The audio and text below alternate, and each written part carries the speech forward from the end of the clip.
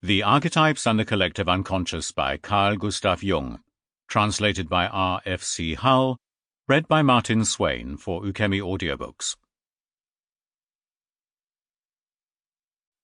Editorial note. The concept of archetypes and its correlate, that of the collective unconscious, are among the better-known theories developed by Professor Jung. Their origins may be traced to his earliest publication on the psychology and pathology of so-called occult phenomena, 1902, in which he described the fantasies of an hysterical medium. Intimations of the concepts can be found in many of his subsequent writings, and gradually tentative statements crystallized and were reformulated until a stable core of theory was established.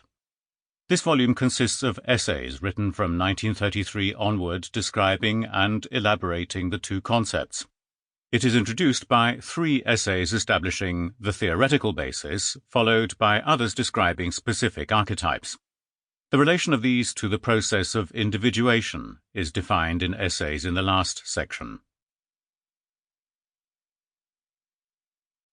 Part 1, Essay 1. Archetypes of the Collective Unconscious. The hypothesis of a collective unconscious belongs to the class of ideas that people at first find strange but soon come to possess and use as familiar conceptions. This has been the case with the concept of the unconscious in general.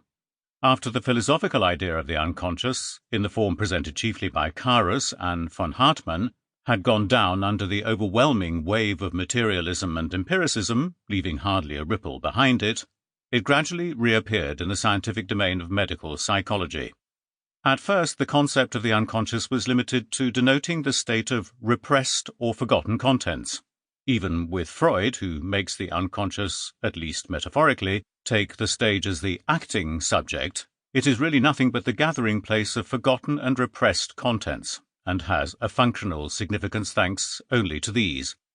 For Freud, accordingly, the unconscious is of an exclusively personal nature, although he was aware of its archaic and mythological thought forms.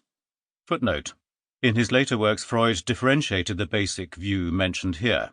He called the instinctual psyche the id, and his superego denotes the collective consciousness of which the individual is partly conscious and partly unconscious because it is repressed. End of footnote.